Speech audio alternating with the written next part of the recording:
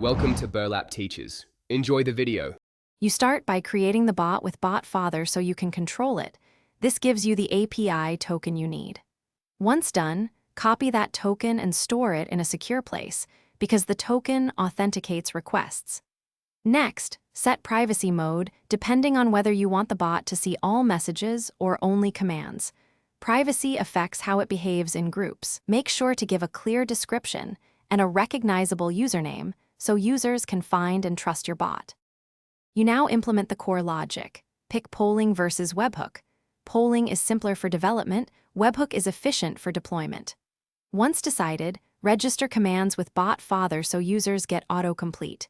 Then build handlers for text, callbacks, and media, and design inline keyboards to guide interaction. That reduces typing errors.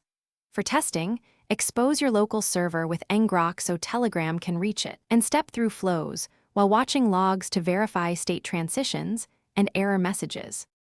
You finish by deploying to a reliable host and setting the webhook to your HTTPS endpoint. A valid certificate is critical. Once deployed, run the bot as a persistent service, systemd, Docker, or a managed cloud function, and wire up log monitoring and alerts.